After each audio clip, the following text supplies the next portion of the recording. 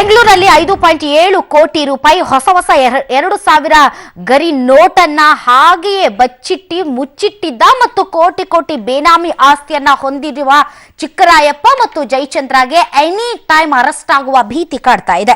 IT ದಾಳಿಯಲ್ಲಿ ಸಿಕ್ಕಿಬಿದ್ದಿರೋ ಇಬ್ಬರು ಭ್ರಷ್ಟರ ಜೊತೆಗೆ ಅವರ ಇಡೀ ತಂಡವನ್ನ ಸಿಬಿಐ ಅಥವಾ ಜಾರಿ ನಿರ್ದೇಶನಾಲಯ ಇನ್ನು ಈಗ ಆಕ್ಟಿವ್ ಆಗಿರುವ ಎಸಿಬಿ ಅರೆಸ್ಟ್ ಮಾಡುವ ಸಾಧ್ಯತೆ ಇದೆ.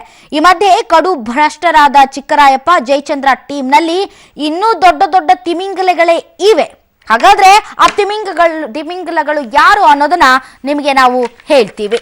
ಎಸ್, ಈ ಭ್ರಷ್ಟರ ಕೂಟದಲ್ಲಿ ಯಾರ್ಯಾರಿದ್ದಾರೆ? ಭ್ರಷ್ಟರ ಕೂಟದಲ್ಲಿ 3 IAS ಆಫೀಸರ್ಗಳು, 3 IPS ಅಧಿಕಾರಿಗಳು ಅಷ್ಟೇ ಅಲ್ಲ, 2 ಪ್ರಭಾವಿ ಸಚಿವರ ಪುತ್ರರು, ಒಬ್ಬ ಪ್ರಭಾವಿ ಸಚಿವರ ಅಳಿಯನಿಗೂ ಕೂಡ ಹೊಸ ನೋಟು ಸಂದಾಯವಾಗಿರುವಂತಹ ಸಾಧ್ಯತೆ ಇದೆ. ಅಲ್ಲದೆ KRDL, BDA ಸೇರಿ 50ಕ್ಕೂ ಹೆಚ್ಚು ಇಂಜಿನಿಯರ್ಗಳಿಗೆ ಲಂಚ ನೀಡಿದ್ದಾರೆ ಅಂತ ಹೇಳಲಾಗ್ತಿದೆ. ಅಕ್ರಮದ ಆರೋಪಿಗಳಲ್ಲಿ ಒಬ್ಬನಾಗಿರೋ ರಾಮಲಿಂಗ ಕನ್ಸ್ಟ್ರಕ್ಷನ್ ಮಾಲೀಕ ಚಂದ್ರಕಾಂತ್ ಯಾರಿಗೆ, ಯಾರ ಕೈಯಲ್ಲಿ, ಯಾವಾಗ ಹಣ ಕಳುಹಿಸಿದ್ದೆ ಅಂತ ದಿನಾಂಕ, ಸಮಯ, ಮೊತ್ತ ಮತ್ತು ಕಳುಹಿಸೋದಕ್ಕೆ ಕಾರಣ ಏನು ಅನ್ನೋದನ್ನ ಎಕ್ಸೆಲ್ ಶೀಟ್ ನಲ್ಲಿ ನಮೂದಿಸಿ ಕಂಪ್ಯೂಟರ್ನಲ್ಲಿ ಸೇವ್ ಮಾಡಿದ್ದಾರೆ ಅಂತ ತಿಳಿದು ಬಂದಿದೆ. ಹೀಗಾಗಿ ಇದೆಲ್ಲವನ್ನ ಪರಿಶೀಲಿಸಿರುವಂತಹ ಐಟಿ ಇಲಾಖೆಗೆ ಯಾರ್ಯಾರ ಹೆಸರು ನಮೂದಿಸಲಾಗಿದೆಯೋ ಎಕ್ಸೆಲ್ ಶೀಟ್ ನಲ್ಲಿ ಅವರೆಲ್ಲರನ್ನ ಸೋಮವಾರ ಖುದ್ದು ಹಾಜರಾಗುವಂತೆ ನೋಟಿಸ್ ನೀಡಲಾಗಿದೆ. ಹಾಗಾದ್ರೆ ಚಂದ್ರಕಾಂತ್ ಹಣವನ್ನ ಯಾರ್ಯಾರಿಗೆ ತಲುಪಿಸಿದ್ದಾನೆ, ಯಾಕೆ ತಲುಪಿಸಿದ್ದಾನೆ, ಎಲ್ಲಿ ತಲುಪಿಸಿದ್ದಾನೆ ಮತ್ತು ಎಷ್ಟು ತಲುಪಿಸಿದ್ದಾನೆ, ಈ ವಿವರಗಳನ್ನ ಒಂದು ಎಕ್ಸೆಲ್ ಶೀಟ್ ನಲ್ಲಿ ತನ್ನ ಕಂಪ್ಯೂಟರ್ ನಲ್ಲಿ ಸೇವ್ ಮಾಡಿಟ್ಟಿದ್ದ. ಈ ವಿಚಾರ ಐಟಿ ಇಲಾಖೆಗೆ ತಿಳಿದು ಈಗ ಆ ಎಕ್ಸೆಲ್ ಶೀಟ್ ಅಲ್ಲಿ ಇರುವಂತಹ ಎಲ್ಲರಿಗೂ ಕೂಡ ನೋಟಿಸ್ ಜಾರಿ ಮಾಡಿದ್ದಾರೆ ಈ ವಿಚಾರಣೆಗೆ ಹಾಜರಾಗುವಂತೆ. ಹಾಗಾದ್ರೆ ತಮಿಳುನಾಡಿನ ಈರೋಡ್ನ ಪಿಂಕ್ ನೋಟ್ ಸರಬರಾಜು ಆಗಿದ್ದು ಹೇಗೆ? ಈ ಹಗಲು ದರೋಡೆಯ ನೋಟ್ ಟ್ರಾನ್ಸ್ಪೋರ್ಟ್ನ ಎಕ್ಸ್ಕ್ಲೂಸಿವ್ ಡೀಟೇಲ್ಸ್ ಗಳನ್ನ ಕೂಡ ನಿಮ್ಮ ಪಬ್ಲಿಕ್ ಟಿವಿ ಹೆಕ್ಕಿ ತೆಗೆದಿದೆ. ಬನ್ನಿ ಅವನ್ನು ಕೂಡ ನೋಡೋಣ. ಎಸ್, ತಮಿಳುನಾಡಿನ ಈರೋಡ್ನಿಂದ ಈ ಪಿಂಕ್ ನೋಟ್ ಸರಬರಾಜಾಗಿದೆ. ರಾಮಲಿಂಗಂ ಕನ್ಸ್ಟ್ರಕ್ಷನ್ನ ಚಂದ್ರಕಾಂತ್ ಇದಕ್ಕೆ ಸೂತ್ರಧಾರ. ಚಂದ್ರಕಾಂತ್ ಜಯಚಂದ್ರ ಮತ್ತು ಚಿಕ್ಕರಾಯಪ್ಪಗೆ ತುಂಬಾ ಕ್ಲೋಸ್, ತುಂಬಾ ಆತ್ಮೀಯ ಅಂತ ಹೇಳಲಾಗ್ತಾ ಇತ್ತು. ಹೀಗಾಗಿ ಈ ರಾಮಲಿಂಗಂ ಕನ್ಸ್ಟ್ರಕ್ಷನ್ನ ಚಂದ್ರಕಾಂತ್ ತಮಿಳುನಾಡಿನ ಈರೋಡ್ನಿಂದ ಪಿಂಕ್ ನೋಟ್ ಸರಬರಾಜಿಯ ಜವಾಬ್ದಾರಿಯನ್ನ ಹೊತ್ತಿರ್ತಾನೆ. ಅಂದರೆ ಕಪ್ಪು ಹಣವನ್ನ ಪಿಂಕ್ ಆಗಿಸುವ, ಅಂದ್ರೆ ವೈಟ್ ಆಗಿಸುವಂತಹ ಜವಾಬ್ದಾರಿಯನ್ನ ಚಂದ್ರಕಾಂತ್ ಹೊತ್ತಿರ್ತಾನೆ. ರಿಯಲ್ ಎಸ್ಟೇಟ್ ಉದ್ಯಮಿ ನಜೀರ್ಗೂ ಕೂಡ ಈ ನೋಟು ಸರಬರಾಜು ಹೊಣೆಯನ್ನ ಕೊಡಲಾಗಿರುತ್ತೆ. ಈರೋಡ್ನಿಂದ ಬೆಂಗಳೂರಿಗೆ ವಾಹನದಲ್ಲೇ ಇವರು ದುಡ್ಡನ್ನ ಸಾಗಾಟ ಮಾಡ್ತಾರೆ. ನಜೀರ್ BMW ಕಾರ್ನಲ್ಲಿ ಈ ಮೊತ್ತ ಸಾಗಾಟ ಆಗಿದೆ ಅನ್ನುವಂತಹ ಮಾಹಿತಿ ಬರ್ತಾ ಇದೆ. ಅಷ್ಟೇ ಅಲ್ಲ, ಅದಕ್ಕಿಂತ ಒಂದು ಸ್ಫೋಟಕ ಮಾಹಿತಿ, ಬೆಂಗಳೂರಿನ ಒಂದು ಬ್ಯಾಂಕ್ನ ಬ್ರಾಂಚ್ ಒಂದು ಕೂಡ ಇದರಲ್ಲಿ ಶಾಮೀಲಾಗಿದೆ ಅನ್ನುವಂತಹ ಮಾಹಿತಿ ಬರ್ತಾ ಇದೆ. ಮನೆ, ಗೆಸ್ಟ್ ಹೌಸ್ಗಳಿಗೆ ನಜೀರ್ ಅಂಡ್ ಟೀಮ್ ಈ ಹಣವನ್ನ ರವಾನೆ ಮಾಡಿದ್ದಾರೆ. ಇದು ಐಟಿ ಅಧಿಕಾರಿಗಳ ಮುಂದೆ ಚಂದ್ರಕಾಂತ್ ಹಾಗೂ ರಾಮಲಿಂಗಂ ಬಾಯ್ಬಿಟ್ಟಿರುವಂತಹ ಮಾಹಿತಿ. ಇನ್ನೂ ದಾಳಿಯ ಸುದ್ದಿಯಿಂದಾಗಿ ಹಣ ಇಟ್ಟಿರುವ ಜಾಗ ಬದಲಿಸಿರಬಹುದು ಅನ್ನುವಂತಹ ಶಂಕೆ ಇದ್ದು ಐಟಿ ಮತ್ತು ಸಿಬಿಐ ಜಂಟಿಯಾಗಿ ದಾಳಿಗೆ ಪ್ಲಾನ್ ಮಾಡಿವೆ ಅನ್ನುವಂತಹ ಮಾಹಿತಿ ಕೂಡ ಇದೀಗ ಬರ್ತಾ ಇದೆ. ಐಟಿ ಇಲಾಖೆ ಮತ್ತು ಇಡಿ ಈ ವಿಚಾರದಲ್ಲಿ ಸಿಬಿಐ ಕೂಡ ಮಹತ್ವದ ದಾಖಲೆಗಳು ಮತ್ತು ವಿಚಾರಣೆಯನ್ನ ನಡೆಸ್ತಾ ಇರುವಂತಹ ಸಂದರ್ಭದಲ್ಲಿ ಈ ಪ್ರಕರಣದಲ್ಲಿ ಇದ್ದಕ್ಕಿದ್ದಂತೆ ಎಸಿಬಿ ಕೂಡ ತುಂಬಾ ಆಕ್ಟಿವ್ ಆಗಿದೆ. ಸುಮಾರು 852 ಕೋಟಿ ರೂಪಾಯಿ ಮೌಲ್ಯದ ಆಸ್ತಿ ಪತ್ತೆಯಾದ ಬಳಿಕ ಮತ್ತು ಈ ಇಬ್ಬರು ಜಯಚಂದ್ರ ಮತ್ತು ಚಿಕ್ಕರಾಯಪ್ಪ ಮುಖ್ಯಮಂತ್ರಿಗಳಿಗೆ ಆಪ್ತರು ಅನ್ನುವಂತಹ ವಿಷಯ ಬಯಲಾದಾಗಿನಿಂದ ಭ್ರಷ್ಟಾಚಾರ ನಿಗ್ರಹ ದಳ ಇದ್ದಕ್ಕಿದ್ದಂತೆ ಕಾರ್ಯಪ್ರವೃತ್ತವಾಗಿದೆ. ಸಿಎಂ ಸಿದ್ದರಾಮಯ್ಯ ಅವರ ಆಪ್ತರಾಗಿರುವಂತಹ ಕಾವೇರಿ ನೀರಾವರಿ ನಿಗಮದ MD ಚಿಕ್ಕರಾಯಪ್ಪ ಮತ್ತು ರಾಜ್ಯ ಹೆದ್ದಾರಿ ಪ್ರಾಧಿಕಾರದ ಮುಖ್ಯ ನಿರ್ದೇಶಕ ಜಯಚಂದ್ರ ವಿರುದ್ಧ ಕ್ರಮಕ್ಕೆ ಮುಂದಾಗಿದೆ. ಸಿಬಿಐಗೂ ಮುನ್ನವೇ ಅಖಾಡಕ್ಕೆ ಇಳಿದು ಐಟಿಯಿಂದ ಮಾಹಿತಿ ಕೇಳಿದೆ. ಆದರೆ ಐಟಿ ಮಾಹಿತಿಯನ್ನ ಕೊಡೋದಕ್ಕೆ ವಿಳಂಬ ಮಾಡ್ತಾ ಇದೆ. ಆದಾಗ್ಯೂ ಕೂಡ ತಡ ಮಾಡದೆ ಎಸಿಬಿ ಮಾಧ್ಯಮಗಳಲ್ಲಿ ಬಂದಂತಹ ವರದಿಯನ್ನೇ ಆಧರಿಸಿ ಚಿಕ್ಕರಾಯಪ್ಪ ಮತ್ತು ಜಯಚಂದ್ರರನ್ನ ವಶಕ್ಕೆ ಪಡೆಯೋದಕ್ಕೆ ತೀರ್ಮಾನ ಮಾಡಿದೆ ಅಂತ ಹೇಳಲಾಗ್ತಿದೆ. ವಿಚಿತ್ರ ಅಂದ್ರೆ ಈ ಇಬ್ಬರು ಅಧಿಕಾರಿಗಳ ವಿಚಾರಣೆಗೆ ಎಸಿಬಿ ಯಾಕೆ ಇಷ್ಟು ಅರ್ಜೆನ್ಸಿ, ಇಷ್ಟೊಂದು ಕಾಳಜಿ, ಮುತುವರ್ಜಿ ವಹಿಸ್ತಾ ಇದೆ ಅನ್ನೋದು ಒಂದು ರೀತಿ ಅನುಮಾನದ ಪ್ರಶ್ನೆಯಾಗಿ ಸಾಗ್ತಾ ಇದೆ. ಈ ಮಧ್ಯೆ ಇಬ್ಬರ ವಿರುದ್ಧ ಎಸಿಬಿಗೆ ಆರ್ಟಿಐ ಕಾರ್ಯಕರ್ತ ಸಾಯಿ ದತ್ತ ಕೂಡ ದೂರನ್ನ ನೀಡಿದ್ದಾರೆ. ಚಿಕ್ಕರಾಯಪ್ಪ ಅವರು ಹಾಗೂ SC ಜಯಚಂದ್ರ ಇಲ್ಲಿ ದಾಳಿ ಮಾಡಿದಾಗ ಸಾಕಷ್ಟು ಹಣಗಳು ಸಿಕ್ಕಿರತಕ್ಕಂಥದ್ದು ಹಾಗೂ ಇತರ ಮೌಲ್ಯಗಳು ಸಿಕ್ಕಿರತಕ್ಕಂಥದ್ದು. ಇವರು ಆದಾಯಕ್ಕೆ ಮೀರಿ ಆಸ್ತಿ ಗಳಿಸಿದ್ರಿಂದ ಈ ಕಾಯ್ದೆಯಡಿ ತಕ್ಷಣವೇ ಈ ಇಬ್ಬರು ಅಧಿಕಾರಿಗಳ ಮೇಲೆ FIR ದಾಖಲಿಸುವಂತೆ ನಾನು ಈಗಾಗಲೇ ಭ್ರಷ್ಟಾಚಾರ ನಿಗ್ರಹ ದಳಕ್ಕೆ ದೂರನ್ನು ಸಲ್ಲಿಸಿದ್ದೇನೆ.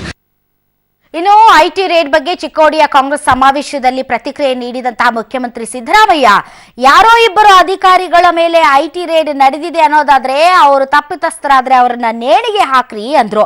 ಅಲ್ಲದೆ ಪ್ರಕರಣವನ್ನ ತಮಗೆ ತಳುಕು ಹಾಕ್ತಿರೋರಿಗೂ ಬಿಸಿ ಮುಟ್ಟಿಸಿದ್ದಾರೆ. ನಮ್ಮದು ಹಗರಣ ಮುಕ್ತ ಸರ್ಕಾರ ಅಂತ ಹೇಳಿದ್ದಾರೆ.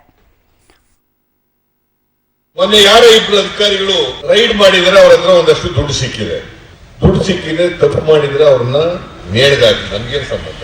ಅವನ ಚಿಕ್ಕರಾಯಪ್ಪ ಅಂತ ಕುರುಬ್ರವನು, ಅದಕ್ಕೆ ಸಿದ್ದರಾಮಯ್ಯ ಆಪ್ತ ಅಂತ ಹೇಳೋದು. ಇನ್ನೊಬ್ಬ ಜಯಚಂದ್ರ ಅಂತ ಸಣ್ಣ ಕಾಸ್ನವನು, ಅವನು ಮಾಡೋದ್ರ ಆಪ್ತ ಅಂತ ಹೇಳೋದು. ನಾನು ಯಾರನ್ನು ತಪ್ಪು ಮಾಡಿರೋರ್ನ ವಹಿಸ್ಕೊಳ್ಳಲ್ಲ. ಅಧಿಕಾರ ದುರುಪಯೋಗ ಮಾಡಿದ್ರೆ ಅವ್ರ ಮೇಲೆ ನಿರ್ದಾಕ್ಷಿಣ್ಯವಾಗಿ ಕಠಿಣ ಕ್ರಮಗಳನ್ನ ನಮ್ಮ ಸರ್ಕಾರ ತಗೊಳ್ತಾರೆ. ಅದ್ರ ಬಗ್ಗೆ ಹಿಂದೆ ಬೀಳ್ತಕ್ಕಂಥ ಕೆಲಸ ಇಲ್ಲವೇ ಇಲ್ಲ.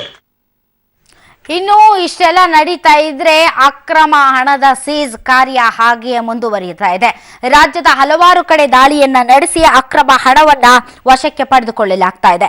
ಕೊಡಗಿನ ಸೋಮವಾರಪೇಟೆ ತಾಲೂಕಿನ ಶುಂಠಿಕೊಪ್ಪ ಸಮೀಪದ ಹೊಸಕೋಟೆ ಬಳಿಯ ಖಾಸಗಿ ರೆಸಾರ್ಟ್ನಲ್ಲಿ 34,46,000 ರೂಪಾಯಿ ನಗದು, ಬೆಂಗಳೂರಿನ ಹೆಬ್ಬಾಳದ ಬಾಪ್ಟಿಸ್ಟ್ ಆಸ್ಪತ್ರೆ ಬಳಿ ವೈಟ್ ಮನಿ ಮಾಡ್ಕೊಳ್ಳೋಕೆ ಬಂದಿದ್ದ 18 ಲಕ್ಷ, ಮಹದೇವಪುರದಲ್ಲಿ 12.10 ಲಕ್ಷ, ತುಮಕೂರಿನ ಚಿಕ್ಕನಾಯಕನಹಳ್ಳಿಯಲ್ಲಿ 10 ಲಕ್ಷವನ್ನ ಪೊಲೀಸರು ಸೀಸ್ ಮಾಡಿದ್ದಾರೆ.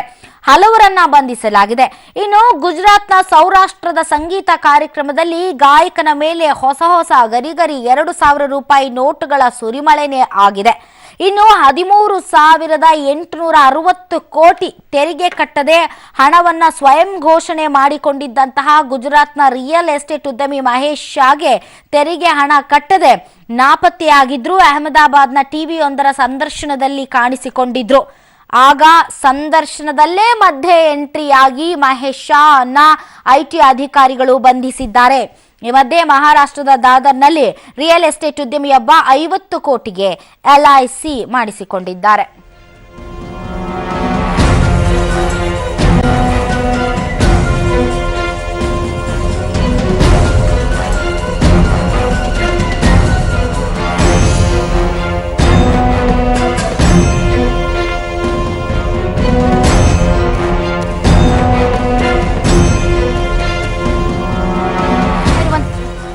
ನೀವೀಗ ನೋಡ್ತಾ ಇರುವಂತಹ ದೃಶ್ಯಗಳು ವೀಕ್ಷಕರೇ, ಟಿವಿಯೊಂದರ ಸಂದರ್ಶನ ಕಾರ್ಯಕ್ರಮದಲ್ಲಿ ಡಿಸ್ಕಷನ್ ನಡೀತಾ ಇರುವಂತಹ ಸಂದರ್ಭದಲ್ಲೇ ಈ ರಿಯಲ್ ಎಸ್ಟೇಟ್ ಉದ್ಯಮಿ ಮಹೇಶ್ ಶಾವನ್ನ ಅಧಿಕಾರಿಗಳು ಬಂಧಿಸಿದ್ದಾರೆ.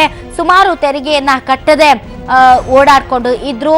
ಹಾಗಾಗಿ ಅವರನ್ನ ಬಂಧಿಸೋದಕ್ಕೆ ಸ್ವತಃ ಸ್ಟುಡಿಯೋ ಒಳಗಡೆನೆ ಹೋಗಲಾಯಿತು. ಕಾರ್ಯಕ್ರಮ ನಡೀತಾ ಇದ್ದಾಗಲೇ ಅವರನ್ನ ಬಂಧಿಸಲಾಗಿದೆ, ವಿಚಾರಣೆಗೆ ಒಳಪಡಿಸಲಾಗಿದೆ. ಆ ದೃಶ್ಯಗಳನ್ನ ನೀವೀಗ ಸ್ಕ್ರೀನ್ ಅಲ್ಲಿ ನೋಡ್ತಾ ಇದ್ದೀರಾ.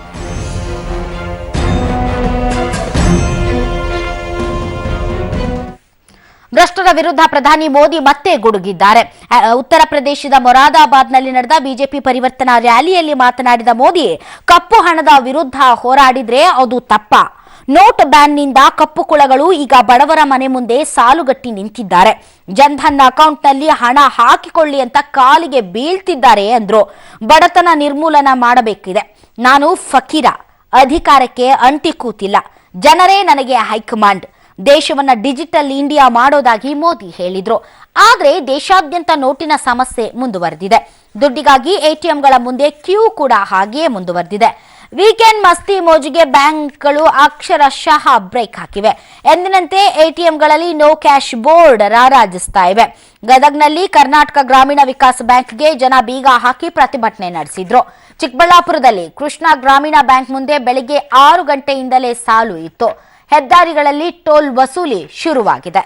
ಇನ್ನು ಹಣಕ್ಕಾಗಿ ಬ್ಯಾಂಕ್ ಮುಂದೆ ಕ್ಯೂ ನಿಂತಿದ್ದ ಗರ್ಭಿಣಿ ಹೆಂಗಸಿಗೆ ಅಲ್ಲಿಯೇ ಹೆರಿಗೆ ಆದಂತಹ ಘಟನೆ ಉತ್ತರ ಪ್ರದೇಶದ ಕಾನ್ಪುರದಲ್ಲಿ ನಡೆದಿದೆ. 30 ವರ್ಷದ ಸರ್ವೇಶಾ ಎಂಬ ಮಹಿಳೆಗೆ ಸಂಜೆ 4 ಗಂಟೆಗೆ ಡೆಲಿವರಿ ಟೈಮ್ ಅನ್ನ ನಿಗದಿ ಮಾಡಲಾಗಿತ್ತು. ಆದರೆ ಆಸ್ಪತ್ರೆಗೆ ಹಣ ಕಟ್ಟೋದಕ್ಕೆ ಅಂತ ಬ್ಯಾಂಕ್ ಅಲ್ಲಿ ಕ್ಯೂ ನಿಂತಿದ್ರು. 2 ದಿನಗಳಿಂದ ಆಕೆ ಕ್ಯೂ ಅಲ್ಲಿ ನಿಂತಿದ್ರು ಅಂತ ಹೇಳಲಾಗ್ತಾ ಇದೆ.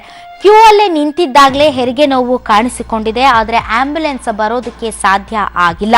ಈ ಸಂದರ್ಭದಲ್ಲಿ ಪಕ್ಕದಲ್ಲೇ ಇದ್ದಂತಹ ಇನ್ನೋರ್ವ ಮಹಿಳೆ ಹೆರಿಗೆಗೆ ಸಹಾಯ ಮಾಡ್ತಾರೆ. ಆಕೆ ಹೆಣ್ಣು ಮಗುವಿಗೆ ಜನ್ಮ ನೀಡಿದ್ದಾರೆ. ಈಗ ಪೊಲೀಸರು ವ್ಯಾನ್ನಲ್ಲಿ ಆಕೆಯನ್ನ ಆಸ್ಪತ್ರೆಗೆ ಸೇರಿಸಿದ್ದಾರೆ.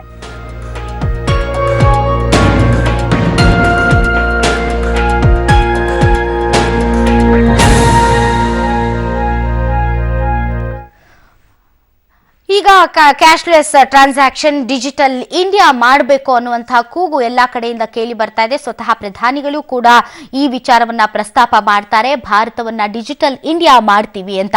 ಆದರೆ ಡಿಜಿಟಲ್ ಇಂಡಿಯಾ ಹೇಳಿದಷ್ಟು ಸುಲಭ ಇಲ್ಲ. ಯಾಕೆ ಸುಲಭ ಇಲ್ಲ ಅನ್ನೋದಕ್ಕೆ ಈ ಪಾಯಿಂಟ್ಸ್ ಇದೆ ನೋಡಿ. ಎಸ್, 73% ಜನ ಇನ್ನೂ ಇಂಟರ್ನೆಟ್ ಬಳಸಲ್ಲ. 27% ಜನರಿಂದ ಮಾತ್ರ ಇಂಟರ್ನೆಟ್ ಬಳಕೆ ಆಗ್ತಾ ಇದೆ. ಗ್ರಾಮೀಣ ಪ್ರದೇಶಗಳಲ್ಲಿ 13% ಜನ ಮಾತ್ರ ಇಂಟರ್ನೆಟ್ ಬಳಸ್ತಾರೆ.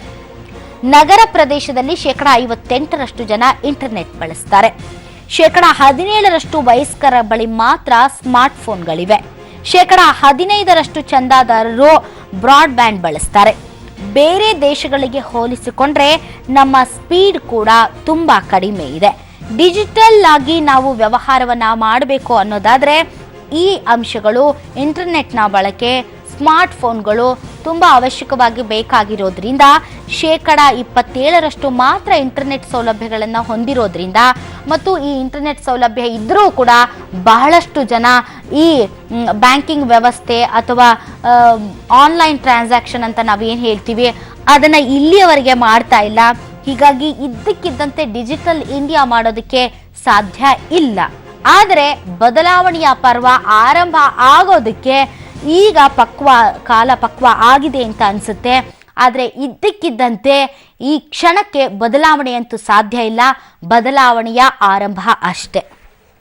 ಒಂದಷ್ಟು ಚರ್ಚೆ, ಒಂದಷ್ಟು ಗದ್ದಲ, ಒಂದಷ್ಟು ರಾಜಕೀಯ. ಇದು ಚಳಿಗಾಲದ ಅಧಿವೇಶನ ಬೆಳಗಾವಿಯಲ್ಲಿ ನಡೀತಲ್ಲ, ಆ ಒಂದು ಚರ್ಚೆಯ ಹೈಲೈಟ್ಸ್. ಇಡೀ ರಾಜ್ಯದಲ್ಲಿ ಬರ ಆವರಿಸಿದೆ. 10 ದಿನಗಳ ಕಾಲ ನಡೆದಂತಹ ಅಧಿವೇಶನದಲ್ಲೂ ಕೂಡ ಶಾಸಕರಿಗೆ ಒಂದು ರೀತಿಯಾದಂತಹ ಬರ ಇತ್ತು. ಹಾಗಾದ್ರೆ ಇಡೀ 10 ದಿನದ ಸದನದಲ್ಲಿ ಏನೇನು ನಡೀತು ಅನ್ನೋದರ ಒಂದು ಸಂಕ್ಷಿಪ್ತ ವರದಿ ಇಲ್ಲಿದೆ. 10 ದಿನಗಳ ಬೆಳಗಾವಿ ಅಧಿವೇಶನ ಅಂತ್ಯ. ಕೊನೆಯ ದಿನ ಕಾವೇರಿದ ತನ್ವೀರ್ ಸೇಠ್ ಪ್ರಕರಣ. ತಪ್ಪೇ ಮಾಡಿಲ್ಲ ಅಂತ ಸಿದ್ದರಾಮಯ್ಯ ವಾಗ್ಬಾಣ. ಬೆಳಗಾವಿಯ ಸುವರ್ಣಸೌಧದಲ್ಲಿ ನಡೆದಂತಹ 10 ದಿನಗಳ ಚಳಿಗಾಲದ ಅಧಿವೇಶನ ಅಂತ್ಯವಾಗಿದೆ. ವಿಧಾನಸಭೆಯಲ್ಲಿ ಕೊನೆಯ ದಿನವಾದಂತಹ ಇವತ್ತು ಸಚಿವ ತನ್ವೀರ್ ಸೇಠ್ ರಾಜೀನಾಮೆಗೆ ಆಗ್ರಹಿಸಿ ಬಿಜೆಪಿ ಪ್ರತಿಭಟನೆ ನಡೆಸಿತು. ಕಾಂಗ್ರೆಸ್ ಬಿಜೆಪಿ ಮಧ್ಯೆ ಮಾತಿನ ಚಕಮಕಿ ನಡೆಯಿತು. ಮಧ್ಯ ಪ್ರವೇಶ ಮಾಡಿದ ಸಿಎಂ ಸಿದ್ದರಾಮಯ್ಯ, ಆ ಚಿತ್ರಗಳನ್ನ ನಾನು ಕೂಡ ನೋಡಿದೆ. ತನ್ವೀರ್ ಯಾವುದೇ ತಪ್ಪು ಮಾಡಿಲ್ಲ, ರಾಜೀನಾಮೆ ಪಡೆಯುವ ಪ್ರಶ್ನೆಯೇ ಇಲ್ಲ ಅಂದ್ರು. ಆದ್ರೆ ಮರ್ಯಾದೆ ಇಲ್ಲದ ಸಿಎಂ, ಮಾನ ಇಲ್ಲದ ಶಿಕ್ಷಣ ಸಚಿವ ಅಂತ ಜಗದೀಶ್ ಶೆಟ್ಟರ್ ಕೂಡ ವಾಗ್ದಾಳಿ ನಡೆಸಿದ್ದಾರೆ.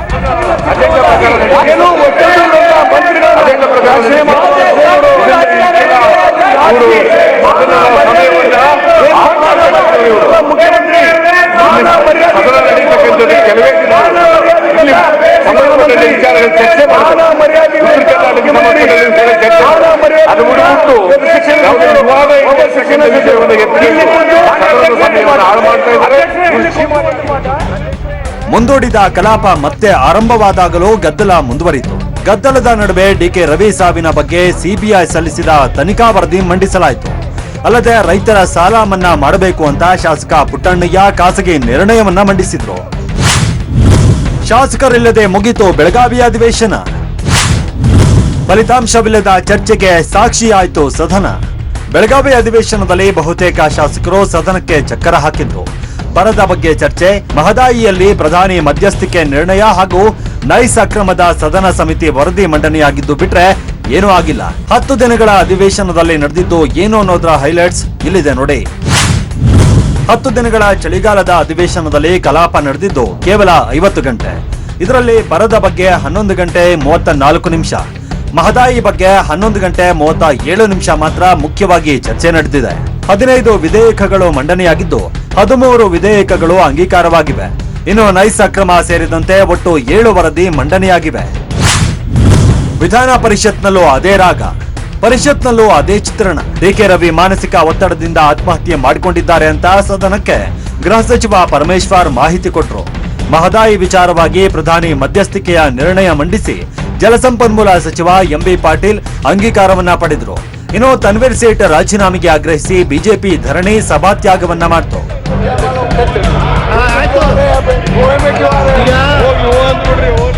ಪ್ರಮುಖ ವಿಷಯಗಳ ಚರ್ಚೆಯಾಗಬೇಕಾಗಿದ್ದ ವಿಧಾನಸಭೆಯಲ್ಲಿ ಜನಪ್ರತಿನಿಧಿಗಳ ಒಣ ಪ್ರತಿಷ್ಠೆ ಕಾಲೆಳೆಯೋದ್ರಲ್ಲೇ ಅಂತ್ಯವಾಗಿದ್ದು ಮಾತ್ರ ದುರಂತ. Ravesh HS, political bureau, public TV. ಹಾಗಾದ್ರೆ ಈ ಬೆಳಗಾವಿ ಅಧಿವೇಶನ ಸೆಷನ್ ಉತ್ಪಾದಕವಾಗಿತ್ತ ಅನುತ್ಪಾದಕವಾಗಿತ್ತ? ಸ್ವತಃ ಸಿಎಂ ಸೇರಿದಂತೆ ಪ್ರತಿಪಕ್ಷದ ನಾಯಕರ ಬಾಯಲ್ಲೇ ಕೇಳೋಣ ಬನ್ನಿ. ತೃಪ್ತಿಕರವಾದಂತ ಕಾರ್ಯಕಲಾಪಗಳು ನಡೆದಿವೆ ಅಂತಕ್ಕಂಥ ತೃಪ್ತಿ ನನಗಿದೆ. 4-5 ದಿವಸಗಳ ಕಾಲ ನಡೆದಿದೆ, ಚರ್ಚೆ ಆಗಿದೆ, ಸರ್ಕಾರ ಅದಕ್ಕೆ ಉತ್ತರ ಕೊಟ್ಟಿದೆ. ನೀವೇ ಜಡ್ಜ್ಮೆಂಟ್ ಸಿಕ್ಲಿಲ್ಲ ಅಂತಂದ್ರೆ ಏನು ಉತ್ತರ ಕೊಡ್ಲಿಲ್ವಾ? ನಾವು ಸರ್ಕಾರ ಜನರಿಗೆ ರೆಸ್ಪಾನ್ಸಿಬಲ್. ಅವ್ರು ಏನ್ ಸಮಸ್ಯೆಗಳು ಪ್ರಸ್ತಾಪ ಮಾಡಿದ್ರು ಅದಕ್ಕೆಲ್ಲ ಉತ್ತರ ಕೊಟ್ಟಿದೀವಿ. ಜಡ್ಜ್ಮೆಂಟ್ ರಿಲೀಸ್ ಮಾಡಿ ಜಡ್ಜ್ಮೆಂಟ್ ಪಾಸ್ ಮಾಡ್ಬಿಟ್ರಂಗೆ. ಬೆಳಗಾವದಲ್ಲಿ ನಡೆದಂತ ಅಧಿವೇಶನ ಬಹಳ ಉತ್ತಮವಾದಂತ ಚರ್ಚೆಗಳಾದವು. ಕಳಸಾ ಬಂಡೂರಿ ಮಹದಾಯಿ ವಿಚಾರವಾಗಿ 4-5 ದಿವಸ ಚರ್ಚೆಗಳು ಆದವು. ಬರಗಾಲದ ಒಂದು ಬವಣೆ, ರೈತರ ಸಾಲ ಮನ್ನಾ ಇರ್ಬೋದು, ಇದ್ರ ಬಗ್ಗೆ ಸಮಗ್ರವಾದಂತ ಚರ್ಚೆ ಆಯಿತು.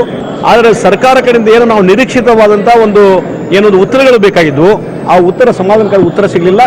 ಬರಗಾಲದ ಆದರೆ ಬೆಳಗಾವಿ ಅಧಿವೇಶನ ಸಂಪೂರ್ಣ ವಿಫಲವಾಗಿದೆ ಅಂತ ಕನ್ನಡಪರ ಹೋರಾಟಗಾರ ವಾಟಾಳ್ ನಾಗರಾಜ್ ಕತ್ತೆಗಳ ಮೆರವಣಿಗೆ ಮಾಡಿದ್ರು.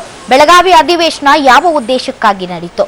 ಉತ್ತರ ಕರ್ನಾಟಕ ಮತ್ತು ಹೈದರಾಬಾದ್ ಕರ್ನಾಟಕದ ಅಭಿವೃದ್ಧಿ ಬಗ್ಗೆ ಸಮಗ್ರ ಚರ್ಚೆ ಆಗ್ಲೇ ಇಲ್ಲ ಅಂತ ಕಿಡಿಕಾರಿದ್ರು.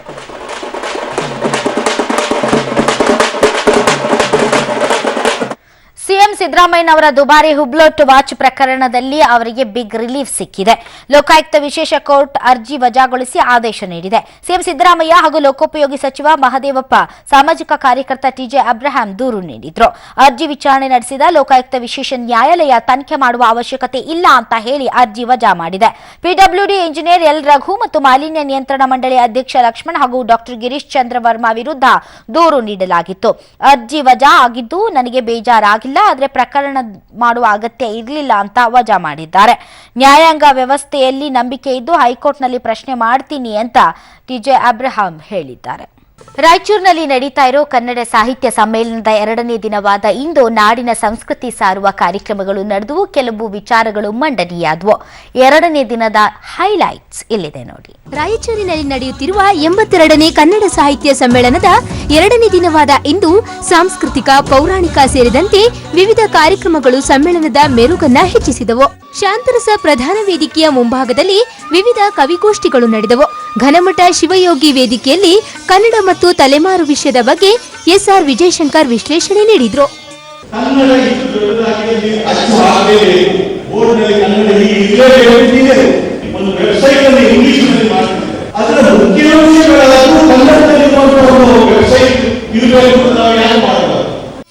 ವಿಚಾರಗೋಷ್ಠಿಗಳಲ್ಲಿ ರಾಜಕೀಯ, ಸಾಮಾಜಿಕ, ಧರ್ಮ ಹೀಗೆ ಹಲವು ವಿಷಯಗಳ ಬಗ್ಗೆ ಚರ್ಚೆ ನಡೆದವು. ಗಣಿಗಾರಿಕೆ ಮತ್ತು ರಿಯಲ್ ಎಸ್ಟೇಟ್ನ ಹಣ ಚುನಾವಣೆಗಳಲ್ಲೇ ಜನತಂತ್ರಕ್ಕೆ ಸಲ್ಲದಯ್ಯ ಅಂತ ಓಟ್ ದುಡ್ಡು ಕೊಡಕ್ ಬಂದ್ರೆ ನೀವು ಒಂದು ಕೈಗೆ ಈ ಬಸವಣ್ಣನ ವಚನ ಜ್ಞಾಪಿಸ್ಕೋಬೇಕು. ಎಲ್ಲಿಯ ತನಕಾರು ರಾಜಕಾರಣಿಗಳನ್ನ, ರಾಜಕೀಯ ತೀರ್ಮಾನಗಳನ್ನ ವಿಶ್ಲೇಷಣೆ ಮಾಡುವುದಿಲ್ಲವೋ, ಬರಿಯ ವಿಧಾನಸೌಧದಲ್ಲಿ ಅಷ್ಟೇ ವಿಶ್ಲೇಷಣೆ ಆಗಬಾರದು, ಜನಮನದಲ್ಲಿ ವಿಶ್ಲೇಷಣೆ ಆಗಬೇಕು. ಮತ್ತೊಂದೆಡೆ ಸರಿಯಾದ ಊಟ, ವಸತಿ ಕಲ್ಪಿಸಿಲ್ಲ ಅಂತ ಕೆಲವರು ಧರಣಿ ಕುಳಿತ ಘಟನೆಯೂ ನಡೆಯಿತು. ಇದರ ಮಧ್ಯೆ ಬಸವಣ್ಣನ ವಚನವನ್ನ ಕೆಟ್ಟದಾಗಿ ಹಾಕಲಾಗಿದೆ ಅಂತ ಕನ್ನಡಾಭಿಮಾನಿಗಳು ಅಸಮಾಧಾನ ವ್ಯಕ್ತಪಡಿಸಿದರು. ಇದೆಲ್ಲದರ ನಡುವೆ ನೋಟ್ ಬ್ಯಾನ್ ಎಫೆಕ್ಟ್ನಿಂದ ಪುಸ್ತಕ ಮಳಿಗೆಗಳು ಜನರೇ ಇಲ್ಲದೆ ಬಣಗುಡುತ್ತಿತ್ತು. ಲಕ್ಷಾಂತರ ರೂಪಾಯಿ ವ್ಯಾಪಾರ ಆಗ್ತಾ ಇತ್ತು, ಅದು ಡಲ್ ಆಗಿದೆ ಅಂತ ಹೇಳ್ತಾರೆ. ಇವರು ಕೂಡ ಏನು ಸ್ವಯಂ ಆಗಿ ಸ್ವೈಪಿಂಗ್ ಯಂತ್ರವನ್ನ ಇವರು ಅಳವಡಿಸಿಕೊಂಡಿದ್ದಾರೆ. ಆದ್ರೆ ಎಲ್ಲಾ ಮಳಿಗೆಯವರು ಇದನ್ನ ಅಳವಡಿಸಲಿಕ್ಕೆ ಸಾಧ್ಯ ಆಗಿಲ್ಲ. ತಿಪ್ಪಗೊಂಡನಹಳ್ಳಿ ಕೆರೆಯಲ್ಲಿ ಸಂಭವಿಸಿದ ಮಾಸ್ತಿಗುಡಿ ದುರಂತಕ್ಕೆ ಸಂಬಂಧಪಟ್ಟಂತೆ 4 ಆರೋಪಿಗಳಿಗೆ ಕೋರ್ಟ್ 13 ದಿನಗಳ ಕಾಲ ನ್ಯಾಯಾಂಗ ಬಂಧನ ವಿಸ್ತರಿಸಿದೆ. ಮಾಗಡಿ ಜೆಎಂಎಫ್ಸಿ ಕೋರ್ಟ್ಗೆ ನಿರ್ದೇಶಕ ನಾಗಶೇಖರ್, ಸಾಹಸ ನಿರ್ದೇಶಕ ರವಿವರ್ಮ, ಸಹ ನಿರ್ದೇಶಕ ಸಿದ್ದು ಹಾಗೂ ಯೂನಿಟ್ ಮ್ಯಾನೇಜರ್ ಭರತ್ರನ್ನ ಹಾಜರುಪಡಿಸಿದ್ರು. ಇನ್ನು ಪ್ರಕರಣದ A1 ಆರೋಪಿ ನಿರ್ಮಾಪಕ ಸುಂದರಗೌಡಗೆ ಅನಾರೋಗ್ಯದ ಕಾರಣ ಕೋರ್ಟ್ಗೆ ಹಾಜರುಪಡಿಸಲಿಲ್ಲ. ಈಗಾಗಲೇ ಜಿಲ್ಲಾ ಸತ್ರ ನ್ಯಾಯಾಲಯದಲ್ಲಿ ಜಾಮೀನು ಅರ್ಜಿ ತಿರಸ್ಕೃತವಾಗಿದ್ದು ಆರೋಪಿಗಳು ಹೈಕೋರ್ಟ್ ಮೊರೆ ಹೋಗಿದ್ದಾರೆ. ನವೆಂಬರ್ 7ರ ಮಧ್ಯಾಹ್ನ ಕ್ಲೈಮ್ಯಾಕ್ಸ್ ಶೂಟಿಂಗ್ ವೇಳೆ ಖಳನಟರಾದ ಅನಿಲ್ ಮತ್ತು ಉದಯ್ ಜಲಸಮಾಧಿಯಾಗಿದ್ರು. ಇನ್ನು ನಾಳೆ ಹವಾಮಾನ ಹೇಗಿರುತ್ತೆ ರಾಜ್ಯದಲ್ಲಿ ಬನ್ನಿ ನೋಡೋಣ.